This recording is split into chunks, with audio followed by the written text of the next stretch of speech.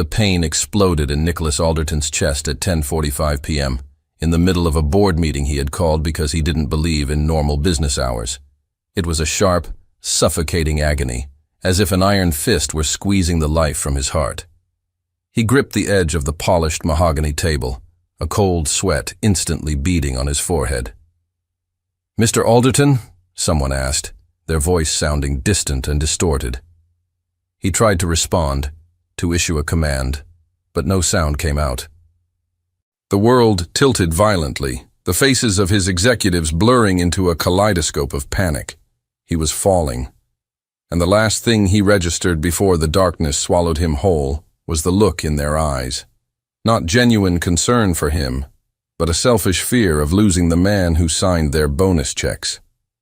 The bitter irony was his final conscious thought. He woke up to the irritatingly steady beep of a heart monitor and the sterile scent of a hospital. Dr. Morrison, his physician for the last decade, a business relationship like all others, stood beside the bed, his expression more serious than Nicholas had ever seen it. "Myocardial infarction," the doctor said, his voice grim. "A heart attack. At 32, Nicholas. 32. How long until I can get back to the office?" It was Nicholas's first question. Dr. Morrison looked like he wanted to throw his clipboard at him. "You almost died. Your heart literally stopped for 47 seconds. If you hadn't been in a building with a defibrillator..." He didn't need to finish. "Chronic stress, no sleep, a life devoid of anything but work. Your body just presented you with the bill. You need to make radical changes, or the next one will kill you." Nicholas closed his eyes. Radical changes. He had built an entire empire on a foundation of relentless, punishing routine. How was he supposed to stop now? "I need you to stay here for observation for 2 weeks, Dr. Morrison continued. "Absolutely not," Nicholas shot back, already reaching to pull the senses from his chest. "Nicholas, be reasonable. I can rest at home, work from home. I am not staying in this depressing white box." The argument was brief and predictable. Nicholas was stubborn. Dr. Morrison was unyielding. Finally, they reached a compromise, one Nicholas hated instantly. "A private nurse," the doctor declared. 24-hour care in your apartment. She'll monitor your vitals, make sure you take your medication, and most importantly, stop you from working 18-hour days. I don't need a babysitter. You need someone to stop you from committing professional suicide, Dr. Morrison countered. It's this, or I have you committed for medical observation. Your choice. Hating every second of it, Nicholas relented. Fine. But she stays in the guest wing. She doesn't interfere with my routine, and she doesn't speak to me unless it's strictly necessary. 2 days later, Nicholas was back in his penthouse, a minimalist fortress of black, white, and gray, as cold and imposing as its owner. He was already in his home office, completely ignoring doctor's orders, when the doorbell chimed. He swung the door open, expecting a stern, middle-aged woman in crisp, silent scrubs. Instead, he found a young woman who couldn't be more than 24. She had a fiery red ponytail, honey-colored eyes that sparkled with an unnerving amount of enthusiasm, and a smile so wide it seemed to take up her whole face. And she was carrying, Nicholas narrowed his eyes, a plant. "Hi," she chirped, stepping inside without an invitation. "You must be Nicholas. I'm Hazel Collins, your nurse for the next 30 days.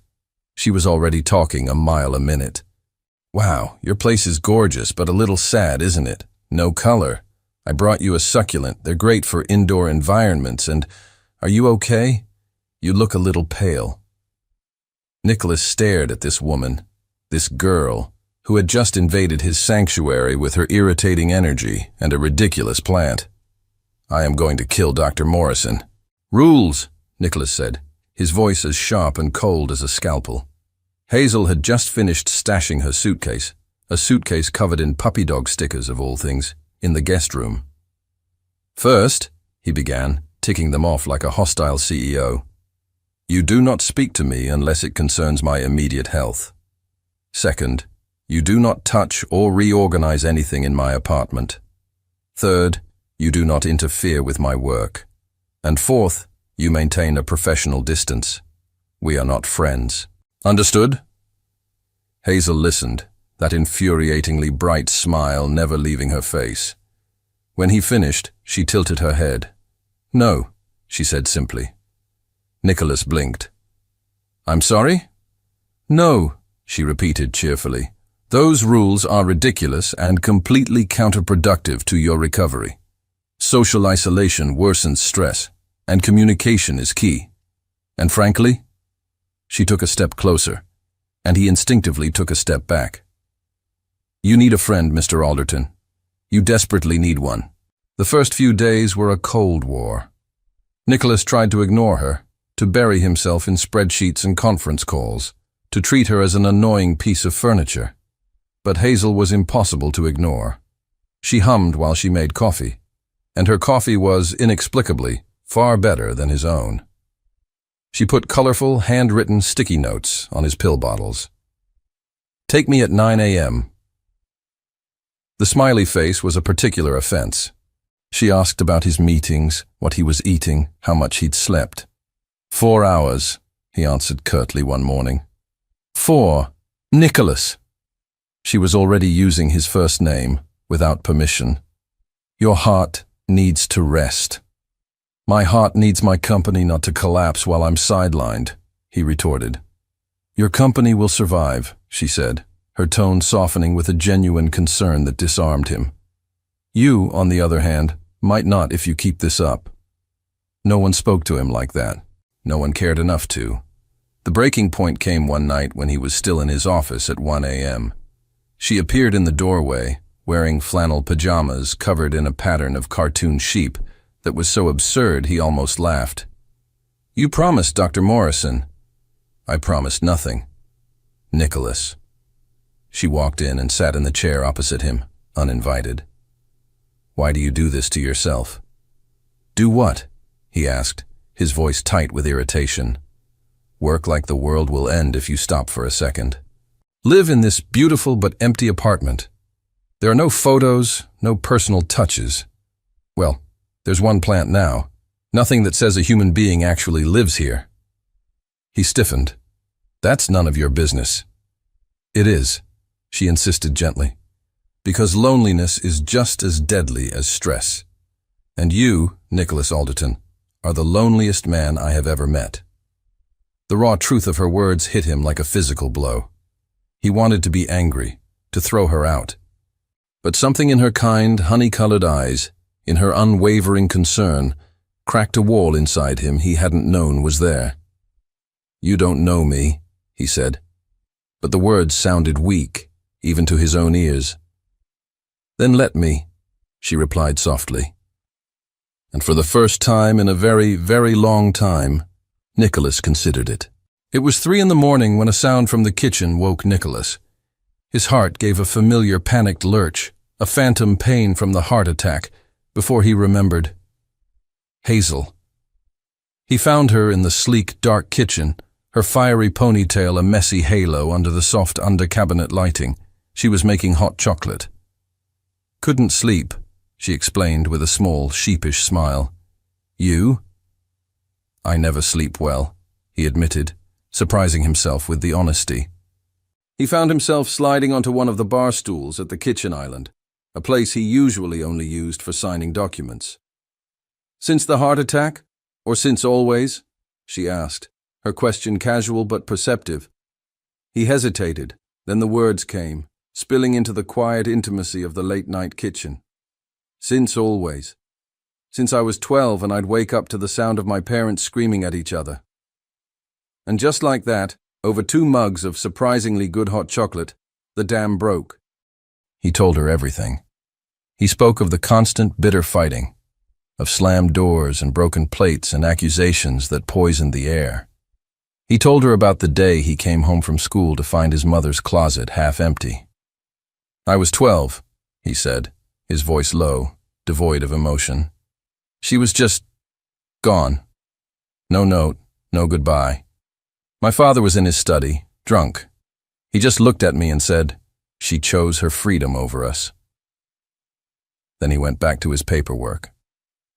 Hazel listened in complete silence, her eyes shining with unshed tears, but she didn't interrupt.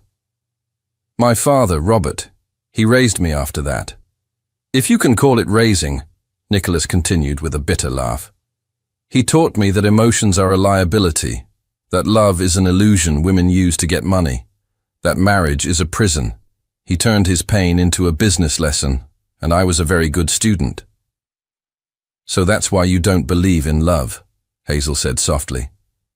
It wasn't a question. Love doesn't exist, Nicholas corrected, the old, cynical mantra automatic on his tongue.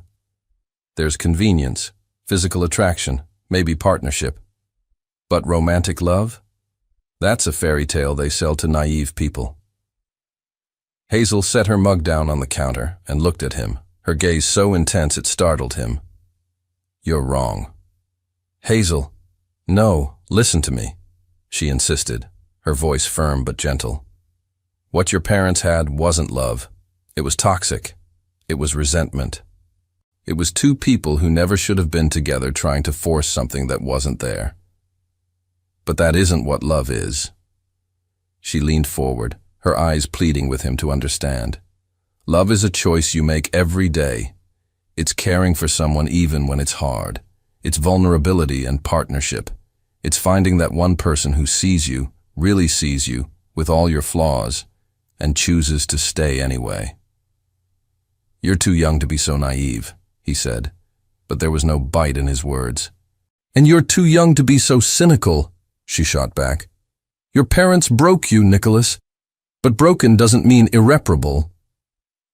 Something about the way she said it, with such absolute conviction, as if he were a treasure worth fixing, made his chest ache in a way that had nothing to do with his damaged heart. In the days that followed, something shifted. Nicholas still worked, but he took the breaks Hazel insisted on. They ate meals together. She cooked, and he discovered that food prepared with care tasted different. They talked. She told him about nursing school, about patients who had changed her life. He told her about building his company from scratch, about the thrill of his first major acquisition. Slowly, imperceptibly, his cold, empty apartment began to feel like a home. There were flowers on the table. There was laughter in the air. There was life. One afternoon, Hazel came to take his blood pressure, a routine procedure. But as her fingers rested on his wrist, counting the beats, she frowned. Your heart rate is elevated. I'm fine, he said quickly. Too quickly. Nicholas, this is serious. If you're having symptoms, I'm not sick. He captured her hand, his fingers closing over hers where they rested on his pulse point. He held her gaze, the air between them suddenly electric. It's elevated because you're close to me.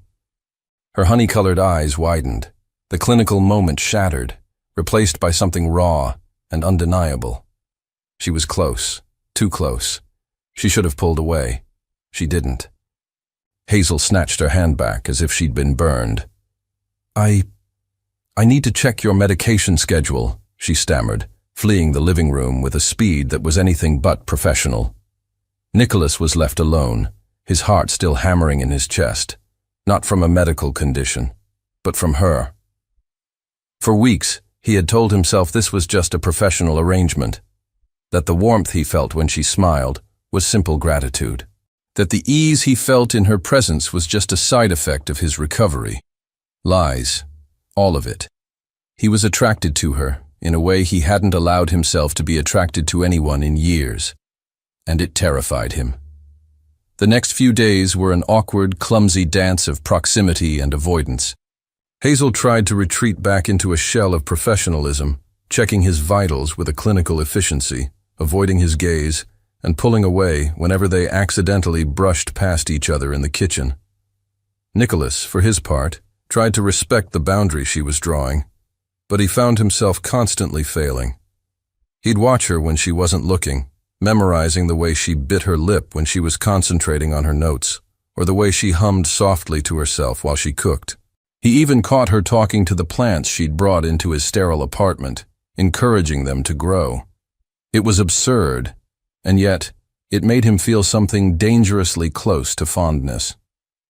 One evening, they collided in the kitchen, both reaching for the refrigerator at the same time. His hands shot out instinctively, closing around her waist to steady her. They froze, trapped in a moment that stretched far beyond polite necessity. Her scent, something clean and fresh, like citrus and sunshine, filled his senses. "Sorry," he murmured, his voice husky, but he didn't let go. "It's okay," she whispered, but she didn't move away. The tension was a palpable, suffocating, and utterly delicious thing. "Can we talk about this?" Hazel finally asked, her voice barely audible as she took a small step back, breaking the spell. Nicholas felt the loss of contact like a physical blow. "About what?" he asked, knowing full well what she meant. "About this," she said, gesturing vaguely between them. "What's happening here?" His walls shot up, a lifetime of self-preservation kicking in. "Nothing is happening," he said, his voice turning cold and distant. "You are my nurse. I am your patient. There are professional boundaries. Boundaries you crossed when you told me your heart races when I'm near," she shot back, her frustration finally bubbling to the surface. She was right, damn it. "That was a mistake," he said, hating the lie, hating himself for hurting her. "I shouldn't have said it." "But you did," she insisted, her honey-colored eyes flashing with a challenge. "And you can't take it back. What do you want from me, Nicholas?" "Everything," a voice screamed inside his head. "I want everything you're willing to give." But what he said was, "I want you to continue doing your job, nothing more." The hurt that flashed across her face was a physical knife to his chest. "Right," she said, her voice suddenly brittle. "Professionalism. Got it." She turned and walked to the guest wing, closing the door behind her. She didn't slam it. She was too gentle for that. But the soft, final click was somehow worse. Nicholas didn't sleep that night. He lay in bed, staring at the ceiling, replaying the conversation, hating himself for pushing her away, and hating himself even more for how much it mattered. Around 4 a.m., he gave up and went to the living room. A single lamp was on. Hazel was curled up on the sofa, staring intently at a photo on her phone. She didn't hear him approach. He was about to speak when he saw the glint of tears on her cheeks. She was crying, silent tears tracking down her face as she stared at the screen. He had never seen her cry. Without thinking, he moved closer. "Hazel?" She jumped, quickly wiping at her face. "Nicholas, I didn't hear you. What's wrong? Why are you crying?" "It's nothing. I'm fine." "You're a terrible liar," he said softly, sitting on the edge of the coffee table opposite her. "Please, talk to me." She hesitated, then slowly, she turned the phone toward him. The screen showed an old photo of her. She was younger, beaming, her hand resting on a proudly swollen, pregnant belly. And Nicholas understood. There was a story here, a painful one. "Who was she?" he asked gently, his voice barely a whisper. "Who I used to be," Hazel whispered back. "Before everything fell apart." "I was married," Hazel began, her voice small and fragile, a stark contrast to her usual bright energy. "I married my college sweetheart at 19. His name was Ryan, and he was everything I thought I wanted. Charming, attentive, and he said all the right things. I was naive enough to believe in fairy tales." Nicholas listened in silence, an unfamiliar tightness in his chest. "I thought love conquered all," she continued with a sad, self-deprecating smile. "And when I found out I was pregnant 6 months after the wedding," her eyes glistened with the memory, "I thought I was living the dream. We were going to be a family." She told him everything, how Ryan had changed after the wedding. The late nights at work, the secret phone calls, the scent of a perfume that wasn't hers, all the red flags she had willfully ignored because she was so desperate for her fairy tale to be real. I was 6 months pregnant when I found out for sure, she said, her voice hollow. I was coming home early from a doctor's appointment. We had just learned it was a girl, and I was so excited to tell him. And I found him, in our bed, with her. The pain in her voice was so raw it was physical. Nicholas felt a surge of violent, protective anger toward a man he had never met. What happened? He asked, his own voice tight. I screamed. He screamed back. He told me I was obsessed with the pregnancy, that he needed attention I wasn't giving him anymore. He blamed me for his betrayal. She took a shuddering breath.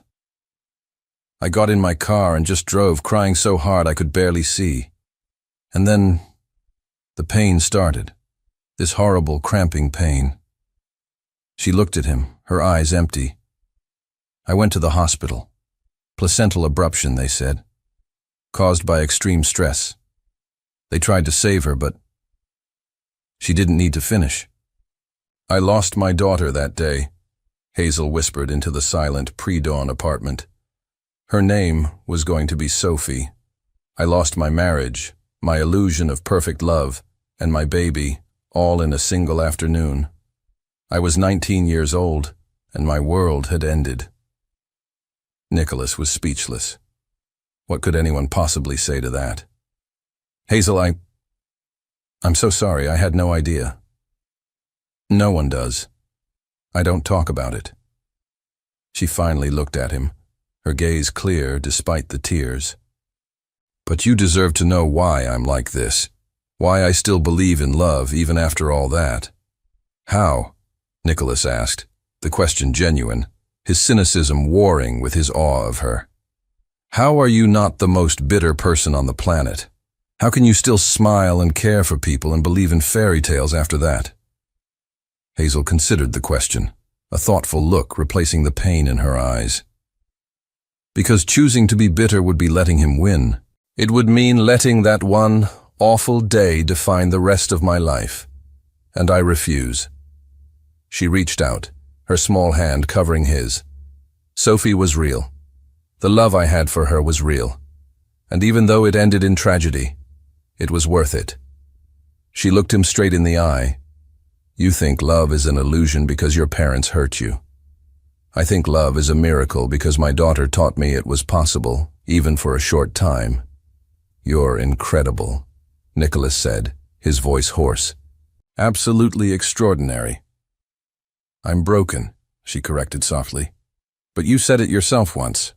Broken doesn't mean irreparable. She was using his own words, turning his cynical worldview on its head. He didn't think. He just acted.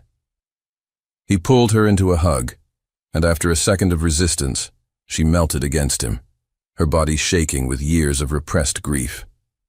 He held her, his hand rubbing soothing circles on her back, murmuring her name like a prayer. When she finally pulled away, her eyes were red, but she was smiling, a watery, fragile smile. There were only inches between them. His gaze dropped to her lips. Hers did the same. Nicholas, she whispered. It wasn't a warning. It was an invitation. He closed the distance. The kiss was soft, tentative, and loaded with weeks of unspoken tension and newly shared vulnerability. It was a question and an answer all at once. When they broke apart, both breathless, he rested his forehead against hers. I don't know how to do this, he admitted, his voice raw with a terrifying honesty. Relationships, feelings. I was trained my whole life to avoid them. Then we'll figure it out together, Hazel whispered, echoing his words from weeks ago. One day at a time. But as they retreated to their separate rooms for the night, still separate for now, neither of them slept. They had crossed a line, and there was no going back. Everything changed after that night. Not in a grand, dramatic fashion, but in a series of small, seismic shifts. The space between them was no longer charged with unresolved tension, but with a quiet, tender intimacy. Nicholas found himself touching her more, a hand on the small of her back as he passed, his fingers brushing hers when she handed him his morning medication, a hug that lingered just a second too long. Hazel's smiles became smaller, more private, reserved just for him. They still slept in their separate rooms, a last, flimsy pretense of professionalism that they both knew was a lie. But their dinners grew longer, their conversations deeper, and when they looked at each other, there was a silent, shared promise of something they both desperately wanted but were still too afraid to name. A week after the kiss, Dr. Morrison came for a follow-up visit. He checked Nicholas's blood pressure, reviewed the meticulous logs Hazel kept, and finally, a broad, genuine smile broke across his face. "Whatever you're doing, keep doing it," he said, looking from Nicholas to Hazel. "Your pressure is perfect, heart rate is stable, and you even look like you're getting some real sleep." "It's Hazel," Nicholas said simply, his gaze finding hers across the room. "She's good at her job." "Clearly, Doctor," Morrison replied, but there was a knowing twinkle in his eye that made Hazel blush. After the doctor left, Nicholas found her in the kitchen, tidying up. The air was thick with an unspoken question. "So," he began, leaning against the counter, "I'm officially not dying anymore." "You were never dying," she corrected softly. "You were just..." paused. "And now?" he asked. "And now," she said, her voice hesitant as she turned to face him, "you have to keep taking care of yourself. Which means..." She trailed off. "Which means I don't need a 24-hour nurse anymore," Nicholas finished for her, his heart sinking with a sudden, unexpected dread. "Technically, no," she admitted, her eyes dropping to the floor. The silence was heavy, suffocating. "Do you want me to leave?" she finally asked, her voice small, her vulnerability a stark contrast to her usual bright confidence. "No," he answered immediately, the word torn from him. He took a step closer.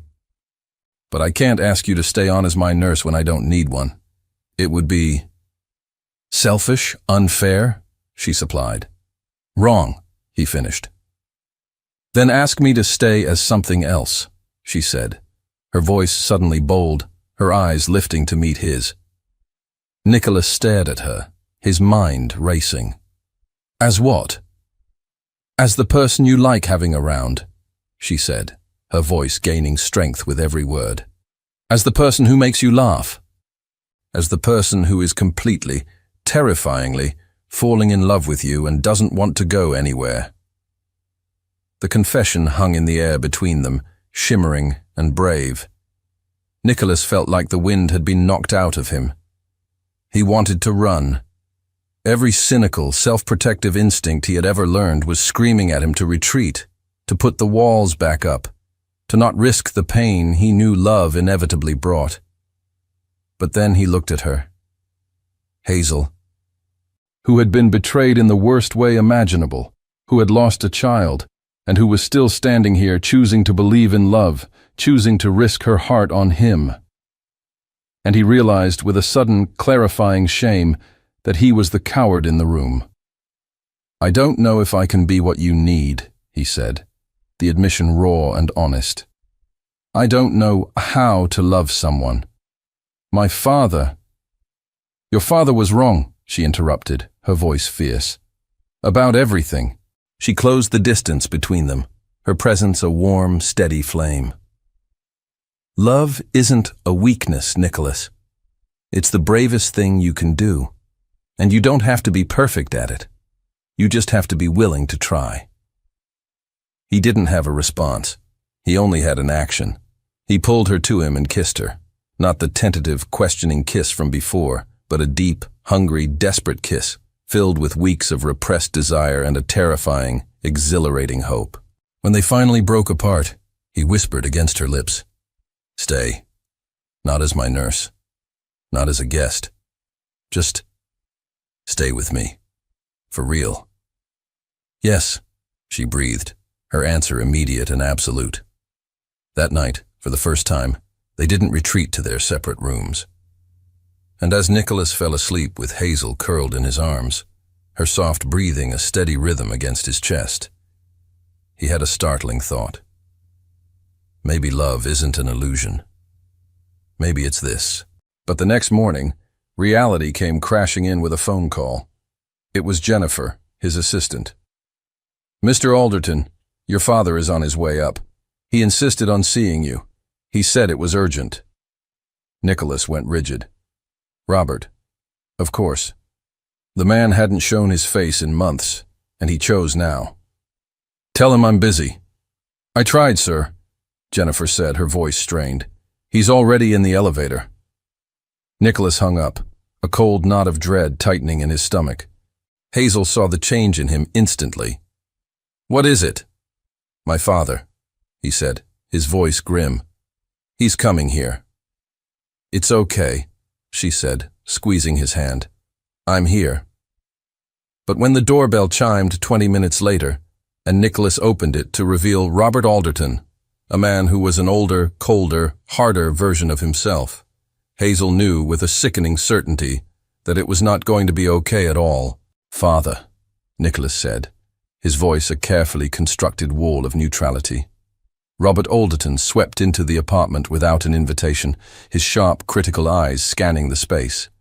He immediately noticed the changes, the vibrant green of the plants, the colorful throw pillows on the sofa, the general, comfortable messiness of a life being lived. "You've redecorated," he commented, his tone laced with disapproval. "It's different." "Hazel brought a few things," Nicholas explained, his body tensing. It was only then that Robert's gaze finally landed on her. She was standing near the kitchen, feeling like an intruder in what had, just moments before, felt like her home. His eyes narrowed. "And who is Hazel?" The insinuation in his voice was immediate and insulting. "My nurse," Nicholas stated, the lie feeling bitter on his tongue. "After the heart attack." "Ah, yes, the heart attack," Robert said, settling into Nicholas's favorite armchair as if he owned it. "The reason I'm here, to make sure you haven't decided to die and let the empire I built for you crumble." The visit was a disaster from the start. Robert interrogated Nicholas about the business, deals he'd missed, meetings he'd delegated, decisions made in his absence. Every question was a thinly veiled accusation of weakness. "I had a heart attack, Father. I almost died." "And whose fault is that?" Robert retorted coldly. "I taught you better. Stress management. Discipline. You taught me to be a workaholic with no personal life," Nicholas shot back, a new, defiant anger rising in him. "Look where it got me." Robert seemed surprised by his son's backbone. His gaze flickered to Hazel, who was trying to make herself invisible. "It's her, isn't it?" he said, the word her dripping with disdain. "The nurse. She's putting soft ideas in your head." "She's keeping me alive," Nicholas corrected, his voice dangerously low. "She's taking care of me in ways you never did." "Care?" Robert laughed, a cold, humorless sound. "I made you a billionaire. I gave you the tools to conquer the world. Care is a luxury weak men afford themselves." Hazel couldn't stay silent any longer. "With all due respect, Mr. Alderton, you're wrong." Absolute silence. No one spoke to Robert Alderton that way. "Excuse me?" he said, turning his full, icy attention on her. "Your son almost died because he learned from you that feelings are a weakness and that human connection doesn't matter," she said, her voice shaking but firm. She took a brave, foolish step forward. "You may have given him business tools, but you took away the most important tool of all, the ability to be human." Robert rose to his feet, a towering pillar of indignation. "And who do you think you are?" "I'm someone who loves your son," Hazel said simply, "for who he is. Not because he's a CEO or because he builds empires, just because he's Nicholas, and you should try it sometime." Nicholas was speechless. Robert was apoplectic. "Nicholas," Robert said, his voice dangerously quiet.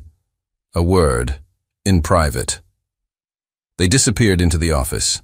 Hazel waited, her heart pounding. She heard raised voices. She heard the sound of something shattering. 20 minutes later, Nicholas emerged, his face a tight mask of controlled fury. "He's gone." "What happened?" He didn't answer. He just pulled her into a fierce, desperate hug. "I chose you," he whispered into her hair. "I chose us," and he didn't like it. But Robert Alderton wasn't a man who accepted defeat. 2 days later, Hazel was at the grocery store when he, coincidentally, appeared beside her in the produce aisle. "Miss Collins," he said, his tone now smooth and manipulative. "A word?" He bought her a coffee at the cafe next door. "You seem like a good girl, Hazel. Genuine." "Thank you," she said, wary. "Which is why I'm warning you," he continued, leaning forward. "You are going to destroy my son." "I love Nicholas." "I know," he interrupted, "and that's the problem. My son was bred for a certain kind of life, a certain kind of woman. A woman from his world, who understands the demands, the expectations. You, my dear, with all your good intentions, are out of your depth." His words were calm, reasonable, and utterly devastating. "You will hold him back. He will be forced to choose between his legacy and you. And that conflict will ruin him." He placed his business card on the table. "When you realize I'm right, and you will, call me. I will help you exit his life gracefully. I'll even compensate you for your time." Hazel pushed the card back across the table. "Go to hell," she said, her voice trembling. She walked out, but his words followed her, a toxic poison seeping into her oldest, deepest insecurities. "Out of your depth. You will ruin him. You don't belong." And Hazel, who had been broken once before by a man who told her she wasn't enough, began to believe him. Hazel didn't tell Nicholas about the conversation with his father. She should have. But the words were stuck in her throat, tangled up with all the old, familiar insecurities she thought she had conquered. "You're not good enough. You're out of your depth." She looked at Nicholas's life, the multi-million-dollar apartment, the meetings with world leaders, the casual decisions that affected thousands of lives. And then she looked at herself.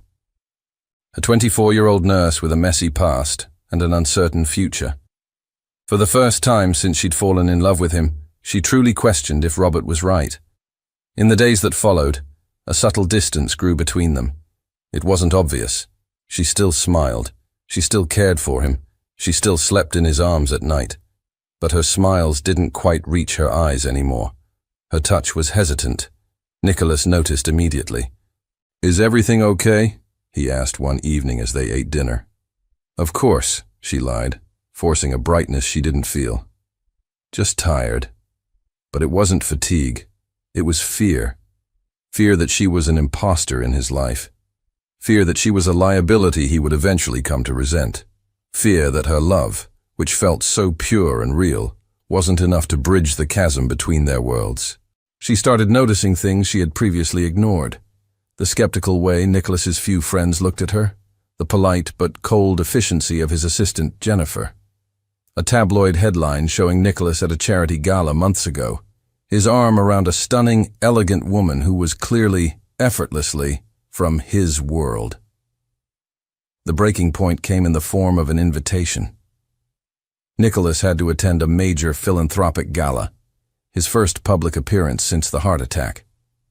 "Come with me," he said, his eyes full of a hopeful excitement. "I don't know, Nicholas," she demurred. "I don't have anything to wear to something like that." "I'll buy you anything you want," he offered easily. "No," she said, her voice sharper than she intended. "I don't want to be your charity project." The words, born of her own insecurity, landed like a slap. He recoiled, his expression wounded. "Hazel, what is going on with you?" "Nothing," she insisted. "Just, you should go alone. It will be easier." "Easier for who?" he asked, his voice tight with frustration. "For both of us," she thought, but didn't say. He went to the gala alone. Hazel spent the night torturing herself, scrolling through photos of the event as they were posted online. There he was, impossibly handsome in a tuxedo, surrounded by the beautiful, powerful people who populated his world. She imagined herself there, feeling small and out of place. Robert's words echoed in her head. You don't belong. When Nicholas came home late that night, he found her curled up on the sofa, crying. Hazel! I can't do this, she sobbed, the words tumbling out in a torrent of pain and fear. Do what? Talk to me. Us, she cried, finally looking at him. This! I'm not good enough for you, Nicholas. Who told you that?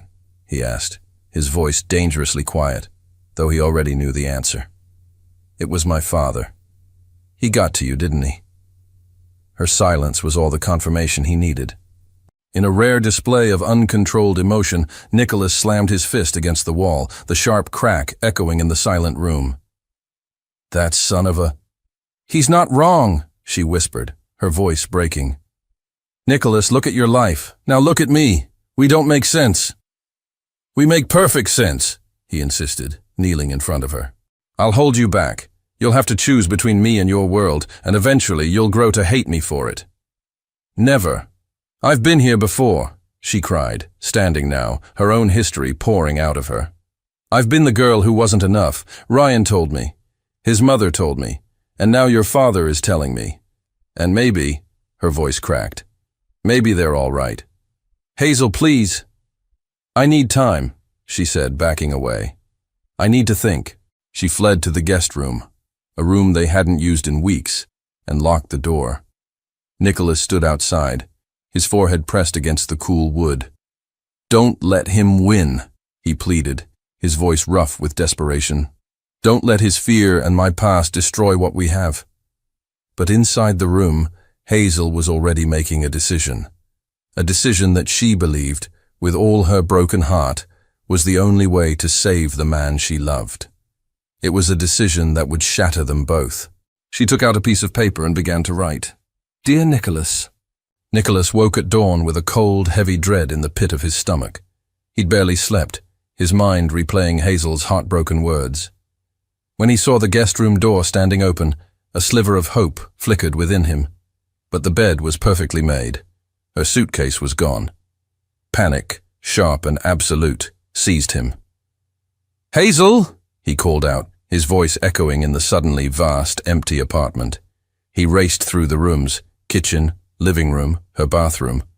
All empty. All traces of her were gone, except for the vibrant green plants she had brought into his monochrome world. Then he saw it. A single white envelope on the kitchen counter, his name written on it in her neat, familiar script. His hands trembled as he tore it open.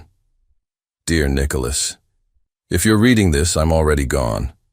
I'm sorry for the cowardice of not saying goodbye in person, but I knew you would convince me to stay, and that's a choice I can't let you make. These weeks with you have been the happiest I've been since I lost Sophie. You made me believe in love again. You made me feel seen and cherished and worthy, and I love you more than words can say. But your father is right. Our worlds are too different. I would be an anchor in your life, always out of place, always needing to be explained or defended in the circles you move in. You deserve a partner who complements your world, not one you have to constantly shield from it. More importantly, you deserve to live a life free from the conflict of choosing between love and legacy, and eventually, you would have to choose, and either choice would lead to resentment. I'm going back to my hometown for a while. I need space. Please take care of yourself, sleep, eat properly, take your medication, and water the plants. With all my love, and it will always be all my love, Hazel. He read the letter 3 times, each word a fresh cut. Then, something inside him snapped. The cold, calculating CEO he had been for a decade roared back to life, but this time his objective wasn't a corporate takeover. It was a rescue mission. He called Jennifer. Cancel everything today.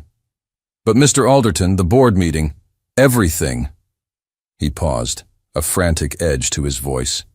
And I need the personnel file for Hazel Collins. Now. He realized, with a fresh wave of self-loathing, that in all their intimate conversations, he had never once asked the name of her hometown. 20 minutes later, he had it. Asheville, North Carolina. The next flight wasn't for 2 hours. Too long. He grabbed his car keys. It was a 10-hour drive. Perfect. Time to think.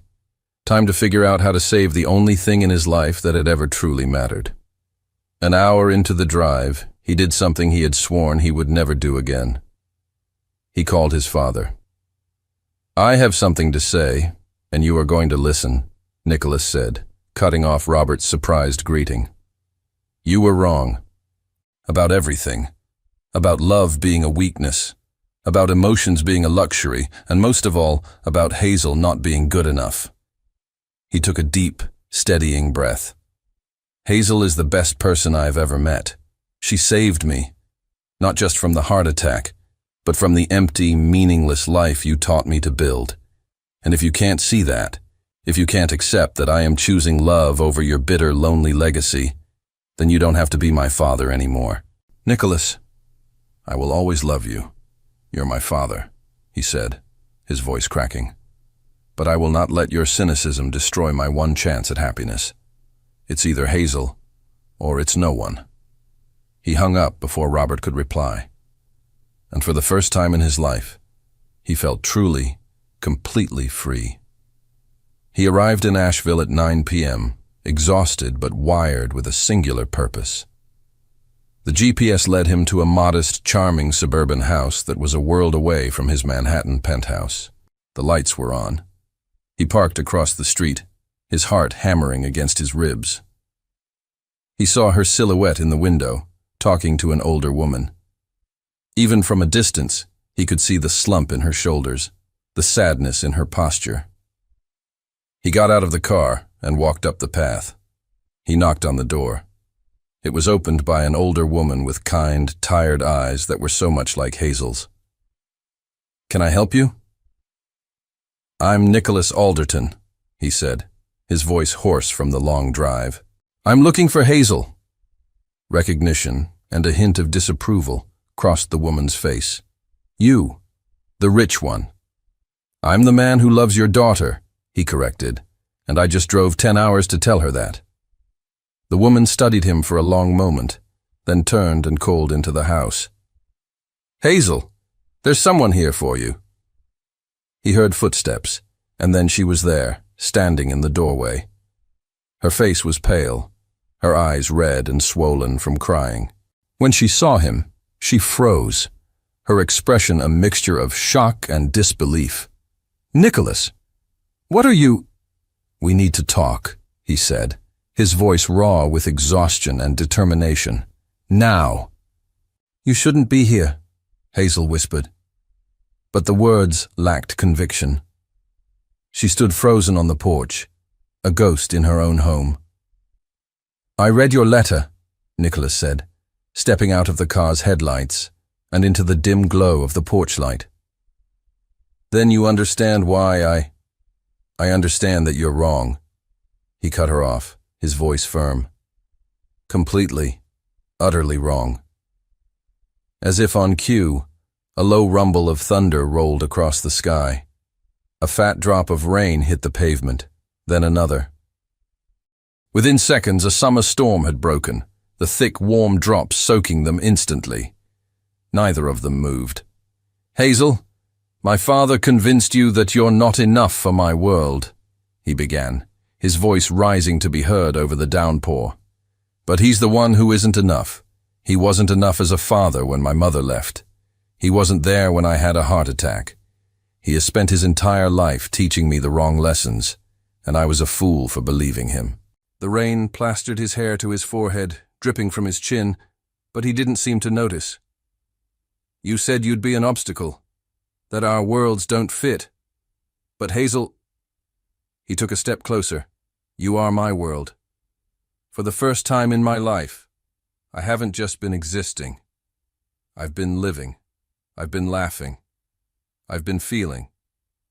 Nicholas. No. My turn."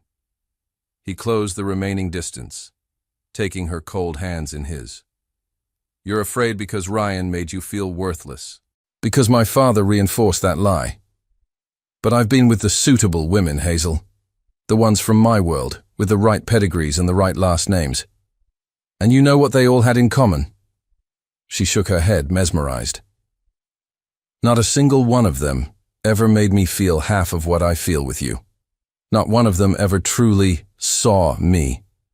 Not one of them ever made me want to be a better man. They were inches apart now, their breath mingling in the rain-soaked air. Hazel Collins, he said, his voice cracking with emotion. I lived for 32 years believing that love was a weakness, that emotions were a liability, and that loneliness was safety. A tear mixed with the rain on his cheek. And then you stormed into my apartment with your ridiculous plants and your impossible smile, and you shattered every wall I ever built. But what if your father is right? She whispered, her own tears now indistinguishable from the rain. What if I hold you back? And what if you're the best thing that has ever happened to me, and I let my fear and my father's poison ruin it? He countered fiercely. What if we spend the rest of our lives wondering, what if? I don't want you to resent me. Impossible, he breathed. I love you. I am in love with you. And maybe our worlds are different, but we'll build a new one. Together. Our world. Where it doesn't matter where we came from, only where we're going. And then he did the one thing she never expected. He dropped to one knee, right there, on the wet, muddy porch, in the middle of a thunderstorm. I don't have a ring, he said, his voice raw and desperate. I don't have a speech. But Hazel, marry me. Not for convenience, not for a contract, not for social standing. Marry me because you make me want to wake up in the morning. Marry me because your laughter is my favorite sound. Marry me because when I think about my future, all I can see is you. The only sound was the drumming of the rain. Hazel stared down at him, this powerful, brilliant, broken man, kneeling in the mud for her, his heart completely and utterly exposed. And she saw the truth. Not pity, not obligation, just love. Real, terrifying, life-changing love. Yes, she whispered. Then louder, a laugh bubbling up through her tears. Yes, 1,000 times, yes. He surged to his feet, pulling her into a kiss that was all rain and tears and years of pain finally washing away. When they broke apart, Hazel's mother, Margaret, was standing in the doorway crying happily. You're both going to catch pneumonia, she said, but she was beaming. Get inside. We have a lot to talk about. 3 days later, Nicholas and Hazel drove back to Manhattan. The silence in the car wasn't tense or awkward. It was a comfortable, shared peace. But as they approached the city, Nicholas took an unexpected exit. Where are we going? Hazel asked. To settle a few accounts, he said, his jaw set with a quiet determination. He pulled up in front of the imposing glass tower of Alderton Holdings, Robert's office. He turned to her, his hand covering hers. Together? Always, she replied, her heart swelling with love for the man he was becoming. Robert was surprised to see them, and even more surprised to see Hazel standing confidently by Nicholas's side. Nicholas, Miss Collins. It's Hazel, she corrected gently but firmly. And soon, it will be Hazel Alderton. Robert blinked, the news clearly catching him off guard. You're engaged. We are, Nicholas confirmed, his voice leaving no room for argument. And you will respect her, and you will respect us, or you will lose me for good. The tension in the room was thick enough to cut with a knife. Robert stared at his son, then at the young woman who had so thoroughly dismantled his world. Finally, he let out a long, weary sigh, the sound of a man who had been carrying a heavy burden for too long. He looked older, tired. I was wrong, he said, the words quiet and shocking. About you, Hazel. About love being a weakness. About a lot of things. He looked at Nicholas, his eyes filled with a lifetime of regret. When your mother left, it broke something in me. I poured all of that bitterness into you. I taught you never to feel because I couldn't handle my own feelings. And in the process, I almost killed you." His voice cracked. "I haven't been alone since she left. I've had arrangements, dates, but I never let anyone get close. Because if you don't love, you can't get hurt." He looked at Hazel, his expression one of dawning, painful realization. "But you can't be happy either. And watching you, Nicholas, seeing you genuinely happy for the first time since you were a boy." His voice broke completely. "I realized how badly I failed you. As a father, as a man." "Dad," Nicholas started, taking a step forward. "No, let me finish," Robert insisted. He turned his gaze fully on Hazel. "I told you that you weren't good enough for him. The truth is the other way around. My son wasn't good enough for you. You came into his life and did in a few weeks what I failed to do in 32 years. You taught him how to live. And I tried to destroy it because I was jealous." Tears, the first Nicholas had ever seen his father shed, streamed down Robert's face. "I'm sorry," he said, his voice a hoarse whisper. "I'm so sorry for almost ruining something so beautiful, all because I'm a bitter, cowardly old man." Hazel, her own eyes wet with tears, crossed the room and did something no one expected. She hugged Robert Alderton. He stood rigid for a moment, shocked, then slowly, hesitantly, his arms came up to return the embrace. "It's never too late to start over," she said softly. "It's not too late for you to find happiness either." In the months that followed, a new, tentative normal began to take shape. Hazel went back to work, not as a private nurse, but in the cardiac wing of a local hospital, where she felt fulfilled and purposeful. Nicholas learned to balance his work with his life, discovering that the world didn't end if he left the office at 6 p.m. They planned their wedding, a small, intimate affair in Asheville, with only the people who truly mattered. And during the planning, a strange and wonderful thing happened. Robert and Hazel's mother, Margaret, began to talk. It started with emails about flowers, then progressed to phone calls about other things.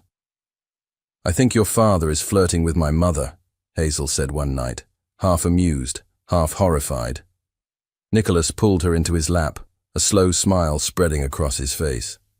"Good," he said, kissing her. "Everyone deserves a second chance at love." The wedding day arrived on a perfect autumn afternoon in Asheville. The air was crisp, the sky was a brilliant cloudless blue, and the leaves were a fiery tapestry of red and gold. The ceremony was held in the garden of Margaret's home, the same porch where Nicholas had proposed, now serving as a makeshift altar. In a sunlit room, Hazel stood in a simple but stunningly elegant dress, her mother fussing over the final details. "Are you nervous, honey?" Margaret asked, her eyes misty. "No," Hazel replied, her voice filled with a calm, absolute certainty. "For the first time in my life, I'm not nervous at all." Across the house, Nicholas stood with Robert. "Are you sure, son?" Robert asked, his voice gruff with emotion. "I've never been more sure of anything," Nicholas said, and meant it. As the music began, Nicholas took his place, his heart pounding, and then he saw her. Walking down the aisle on her mother's arm, her smile so radiant it outshone the autumn sun. He felt tears well in his eyes, and for the first time he didn't try to hide them. When she reached him, Margaret kissed her daughter's cheek, then turned to Nicholas. "You take care of my treasure," she whispered. "With my life," he promised. Their vows, which they had written themselves, left not a dry eye in the small crowd. "You saved me," Nicholas said, his voice thick with emotion. "No," Hazel corrected softly, her hand in his. "We saved each other."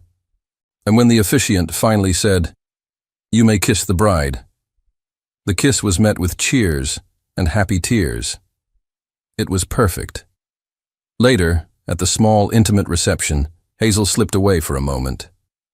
Nicholas found her standing by a window, looking at an old photo she kept in her wallet, the one of her, young and pregnant with Sophie. "Are you okay?" he asked gently. "I am," she said, a soft, wistful smile on her face. I was just wishing she could be here, to see that her mom found happiness again. Nicholas wrapped his arms around her from behind, resting his chin on her shoulder. She knows, he whispered.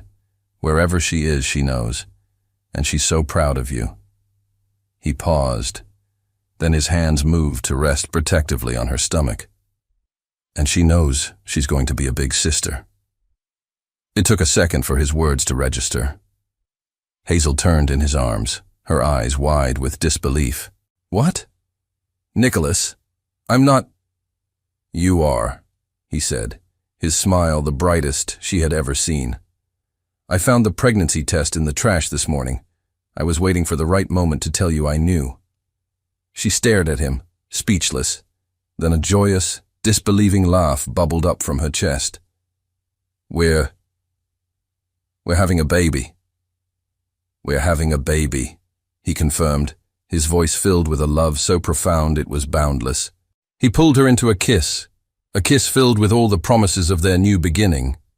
And as he held her, surrounded by their family, Nicholas Alderton finally understood. Love wasn't a fairy tale or an illusion. It was real. It was a choice you made every day. It was messy and chaotic and imperfect, and it was the only thing in the world that truly mattered. I don't believe in love, the cold-hearted CEO had once said. But she had melted his heart anyway. And he and his world would never be the same.